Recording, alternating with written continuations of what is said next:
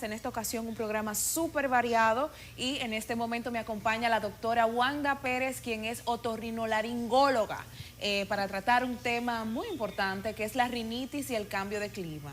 Doctora, bienvenida. Muchas gracias por la invitación. Qué bueno que venimos a tocar este tema porque como conversaba con usted antes, muchas veces nos acordamos de las alergias cuando viene el polvo del Sahara, cuando hay algún cambio de clima, ciertamente. Sí. Pero, ¿cuáles son los principales síntomas que una persona alérgica experimenta?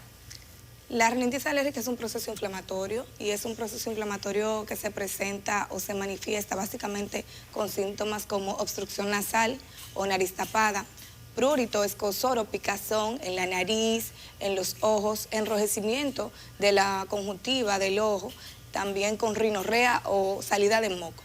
Por lo general, estos síntomas tienen características específicas y particulares, sobre todo en relación con el moco, en donde este moco suele ser un moco bastante acuoso, como usualmente los pacientes lo manifiestan como una agüita clara que sale a través de la nariz. Este es un síntoma, un signo que nos hace ver o nos hace diferenciar muchas veces de un proceso de rinosinusitis o de sinusitis, en donde el cambio del moco, o sea, este moco puede ser diferente. Las rinitis se presentan con mucha frecuencia, sobre todo en la población pediátrica, y en los adultos suele estar muy relacionada con asma, por haber un componente inmunológico, alérgico, que desencadena pues esta gama de síntomas que involucran no solo la vía respiratoria superior, como la nariz y los senos paranasales, sino también la vía respiratoria inferior, como es el caso de los pulmones. Usualmente en la población, aunque se habla mucho de rinitis, la gente no le da la importancia que presenta esta enfermedad, provocando que muchas veces se presenten enfermedades secundarias a la rinitis, como es el caso de los pacientes asmáticos que muchas veces no presentan asma inicialmente y que suelen luego asociarse esa rinitis con asma por el no tratamiento de la rinitis o por un mal manejo de ellas, porque usualmente tú bien sabes que los pacientes cuando tienen algún síntoma de la rinitis, como la nariz tapada, compran unas gotitas que no voy a mencionar para no darle el, ¿verdad? Pero claro. Oximetazolina, que es el componente principal, que la gente va y dice, bueno, tengo la nariz tapada, y se la coloca, y usualmente el uso excesivo de estas gotas puede llevar a la aparición de otro tipo de rinitis. Entonces, en ese caso, y la gente dice, bueno, pues me voy a tomar un antialérgico. No, doctora, yo cuando tengo síntomas me tomo un antialérgico, me tomo una cetiricina, o me tomo una loratadina, no sé qué, y siente una mejoría, sí puede haber una mejoría. Sin embargo, se ha estudiado ese paciente. Exacto. Conocemos cuál es la base. A largo plazo no es sostenible. Exactamente, se ha estudiado, se sabe cuál es la base de su problema alérgico, se sabe cuál es el componente ambiental o el componente alimentario que está generando estas alergias.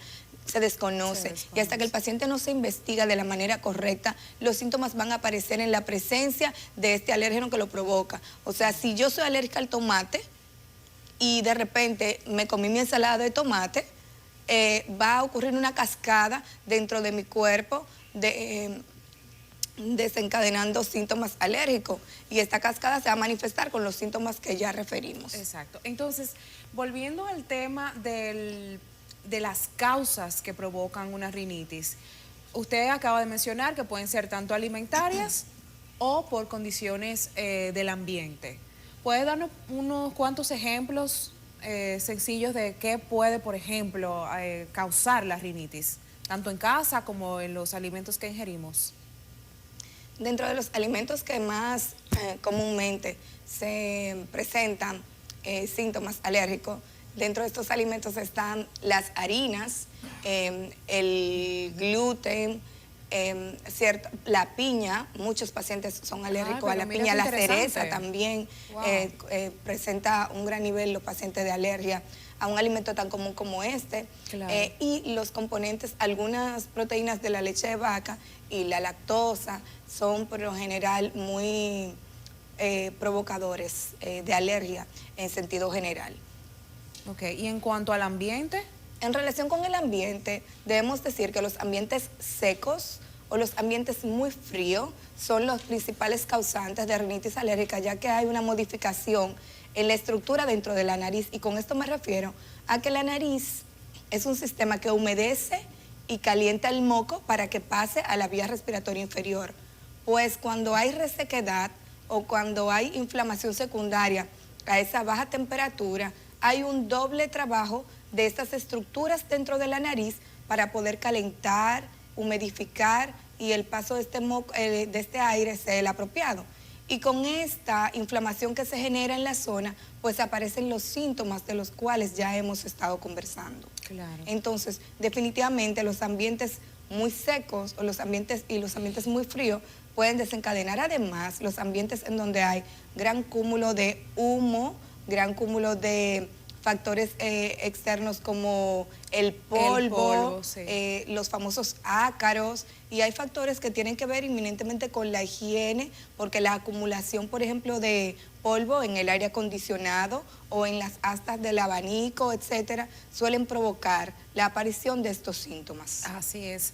Bueno, doctora, ¿nos puede compartir sus medios, sus redes sociales y contacto para las personas que quieran irse a revisar, que es muy importante, sobre todo en esta época, con el frío que hace, muchos cambios climáticos, pues viene la rinitis. Y de repente uno entiende que es por el ambiente, o sea, como que no le da la importancia que requiere. Sí, y ahorita luego viene el polvo del Sahara y vuelven las alergias, pero no la tratan. Claro que sí. Pues estamos como Tu Otorrino RD en Instagram y en Gmail y Facebook. Excelente. Y estamos en el 809-868-7826 para cualquier asistencia, estamos a la orden. Muy importante, y disculpa que te tome un minutito, Claro. solo para decir que muchas veces los cambios por rinitis llevan a patrones o inflamaciones severas que suelen incluso requerir cirugía. No dejemos que lleguen ahí. Vamos a tratarla a tiempo para evitar enfermedades sistémicas. Así es. Bueno, muchísimas gracias. Estuvimos conversando con la doctora Wanda Pérez, quien es otorrino, así que ya ustedes saben, vamos a hacer esos cuidados pertinentes de la salud, no solamente acordarse cuando surja un cambio climático o de repente haya mucho polvo, porque es muy importante.